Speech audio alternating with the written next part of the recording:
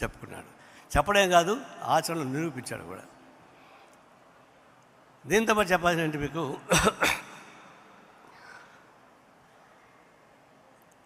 ఒక కార్పొరేట్ అతను చెప్పింది ఏంటంటే,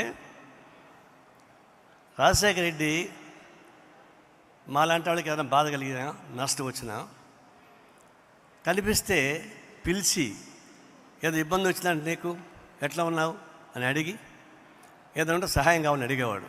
అంటే కొన్ని సహాయం చేయలేరు, మాట శాంతి పని చేయని సాధ్యం కాదు, అటు అడిగేవాడు. మిగతా వాళ్ళు ఉన్నారు, మనం బాగుంటే హాయిగా వచ్చి మాట్లాడతారు, మనం బాగా లేకుండా పోతే చూసి చూడకుండా వెళ్ళిపోతుంటారు. నాకు ఇద్దరు రాజకీయ నాయకులతో పరిచయం ఉంది, ఇద్దరు రాజకీయ నాయకులతో అనుభవం కూడా ఉంది. అదే తిరుమల కొనకి వచ్చాడు అపోజిషన్ లీడర్గా. అప్పుడు ఆయన కుర్రాళ్ళకి ఉత్సాహం ఎక్కువ, రాజశేఖర్ చూడగానే చపాకాయలు కాల్చారు. అప్పుడు కొండపైన యాక్టివిటీస్ ఉండకూడదు చెప్పని 8 మంది కేసులు పెట్టారు, అప్పుడు టీడీపీ గవర్నమెంట్. తర్వాత రాజశేఖర్ ముఖ్యమంత్రిగా వచ్చాడు. గెస్ట్ హౌస్ ఎక్కేటప్పుడు పైన చూశాడు, అడంతా దారాలు అమ్ముకునేవాళ్ళు కదా, డాలర్స్ అమ్ముకునేవాళ్ళు పిల్లలు. ఒకడు గుర్తుపట్టాడు, గుర్తుపట్టి సెక్యూరిటీని పంపించాడు అని చూసిరమ్మని. ఆ సెక్యూరిటీ వాడిని తీసుకెళ్ళాడు పైకి, మాట్లాడుకుంటూ పోయారు. అర్ధరాత్రి పూట ఈవో అప్పుడు ఆఫీసులో ఎవరు వచ్చి అక్కడికి కాఫీ బోర్డు ఉంది కదా కొండపైన, చాలా కాస్ట్లీ ఏరియా, కాఫీ బోర్డులో ఒక షాప్ ఇచ్చేశారు. ఎందుకంటే అతను వచ్చినప్పుడు కేసు పెట్టించుకున్నాడు, జైలుకు పోయినాడు, చూశాడు దాన్ని. అతనికి తెలియదు సహాయం చేసి, అతను అడగలేకపోయి తనే పిలిచి ఒక షాప్ ఇప్పించాడు. ఆనాడు అది ₹1 కోటి వాల్యూ, రోజుకు ₹1000 రెంట్ ఇస్తారు. కాబట్టి ఈ రెండు చూడవచ్చు మనం, పేదవాళ్ళకి అట్లా సహాయం చేస్తాడా, అలా చేస్తాడని. దీంతోపాటు కొన్ని డెవలప్మెంట్స్ కొన్ని ప్రాబ్లమ్స్ వచ్చాయి. ఇందాక పోతిరెడ్డిపాడు హెడ్ లెక్టర్ చాలా కాంట్రవర్సీ ఇష్యూ. వాళ్ళ పార్టీలో ఇద్దరితో వ్యతిరేకం, రెడ్డి బ్రదర్స్. పోతిరెడ్డిపాడు హెడ్ లెక్టర్ విస్తృతం చేయకుండా పోతే రాయలసీమ నష్టం వస్తుంది. అప్పుడు నేను స్టేట్ సెక్రటరీగా ఉన్నా, నేను దానికి గట్టిగా సపోర్ట్ చేశాను సిపిఐ నుంచి. అప్పుడు వాళ్ళు నా పైన కంప్లైంట్ ఇచ్చారు, రాయలసీమ ప్రాంతానికి పోతిరెడ్డి విస్తృతపరచకపోతే నష్టం వస్తుందని చెప్పేసి నిలబడినాం. ఆయన గట్టి నిలబడ్డాడు. ఆయన అప్పుడు నిలబడకపోతే మనకి ఇంకా నష్టం వచ్చి ఉండేది. పోలవరం ప్రాజెక్టు అంతే, అది కాంట్రవర్సీ వచ్చింది. ఆయన నిలబడ్డాడు, మేము నిలబడ్డాం.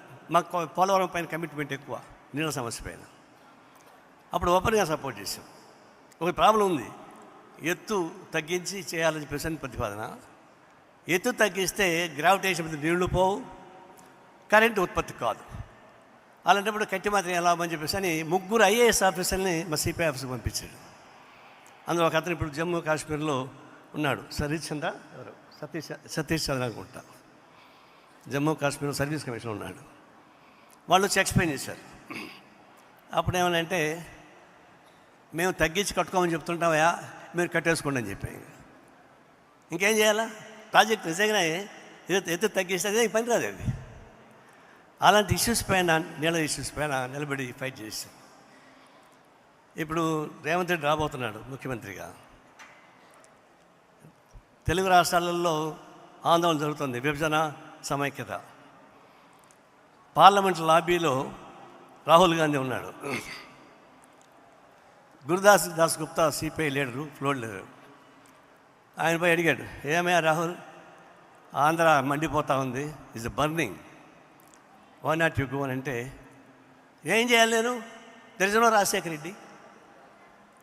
అదే అన్నాడు, రాజశేఖర రెడ్డి లేడు, నేనేం చేయలేకపోయాను.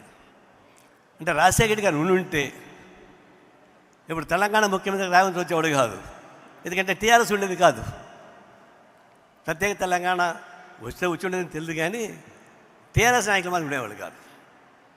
అది చక్కగా ప్లాన్ చేశాడు. అంటే విభేదాలు ఉంటాయి, రాజకీయ విభేదాలు ఉంటాయి. విభేదాలు చూడాలి, శత్రుత్వం చూడడానికి వెళ్ళా. ఒకసారి బాగా విమర్శించాను నేను, నా నోరు కూడా కొంచెం దురుసుగా ఉంటుంది, విమర్శించాను. మరుసటి రోజు ఆఫీస్కి వెళ్తే, మేము విమర్శించేదండి పబ్లిక్ ఇష్యూస్ పైనే కదా, పర్సనల్గా ఏముంటాయి. నన్ను చూడగా లేచి కౌగిలించుకున్నాడు. కౌగిలించుకుంటే ఆ సమయంలో డాక్టర్ కేవీపీ ఉన్నాడు ఇక్కడే. ఆయన చూసి, నేను నారాయణ చూసి నీకు పంచ నిలవదా, బూతులు తిరుగుతున్నాడు బయట అన్నాడు.